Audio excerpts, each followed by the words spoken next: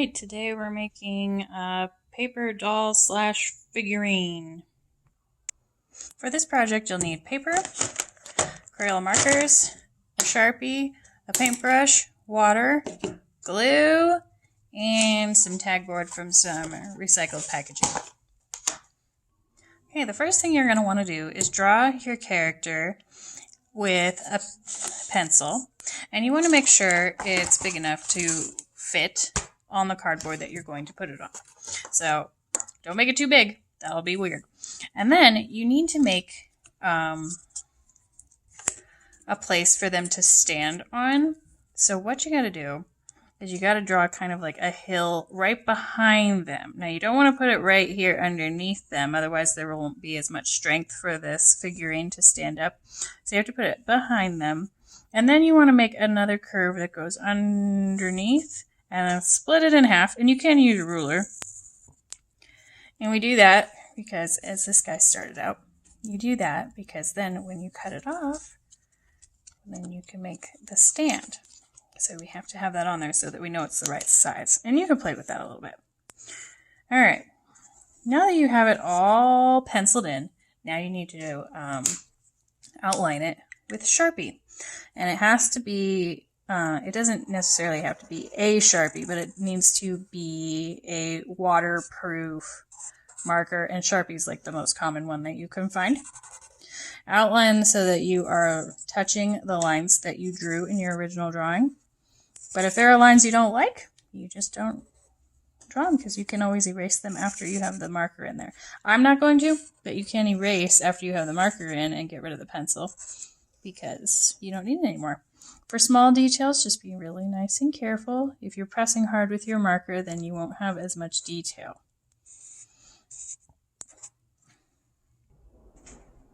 Okay, now that you have it Sharpied in, now it is time to add the markers. So we're going to use Crayola markers because we are going to be doing a fun effect where we use the how they're water soluble to make it look kind of watercolory without actually using watercolor. So how you do this is you just draw what I call a fence around anywhere where you want a color. So I want this Red Riding Hood to be red, so I am making a fence and outlining anywhere where I want red to be red. And so I'm going to go around her hood as well. And then I'll do her ears, face, legs, and it's up to you if you want to do the same effect with the stand or if you want to color them in. Alright, now that we've drawn the fence around her, now it's time for the fun part. You need some clean water. And you need a clean brush, preferably one that is pointy. And then you just get it wet, scrape it on the edge so you don't have extra water. And then one color at a time, you're going to start brushing it in. And this will activate the ink, but not the Sharpie ink because it is waterproof. And it'll just kind of make a nice kind of storybook effect. Since this is Red Riding Hood and my class is making storybook characters, it kind of works.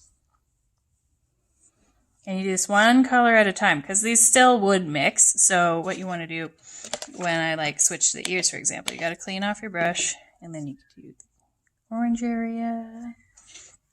I made her dark inside her hood because I want her to be mysterious.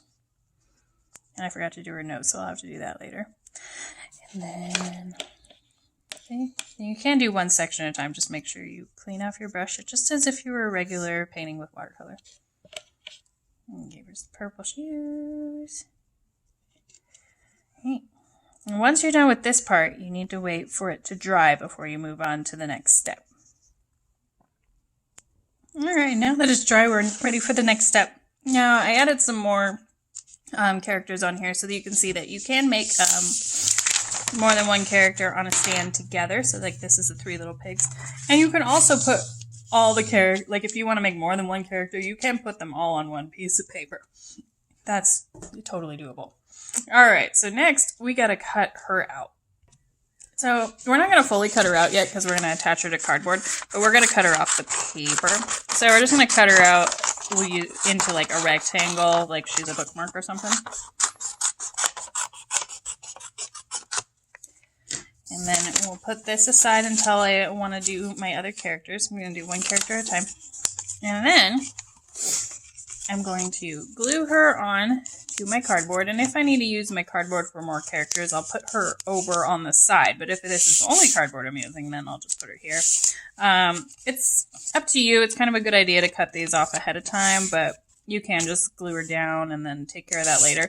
But I wouldn't glue her like on a fold necessarily unless it just doesn't bother you.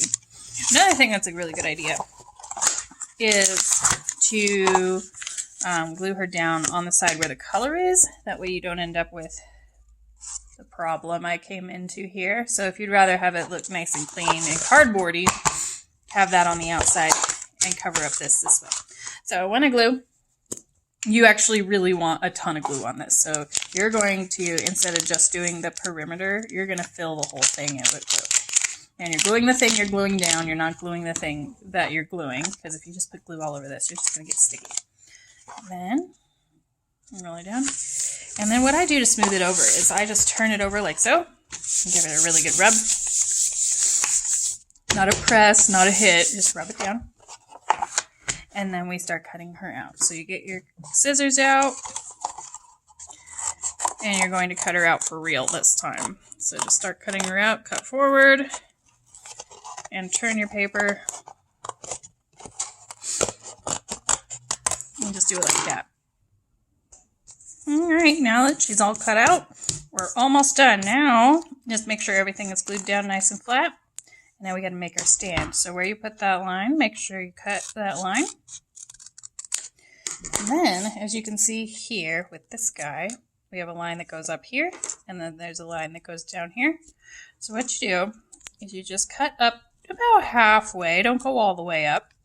And this one too, so right where it's curvy, and cut almost, but not all the way down. Otherwise you cut the thing in half. And then you just stick them together to assemble them. And just like that, you have your figurine.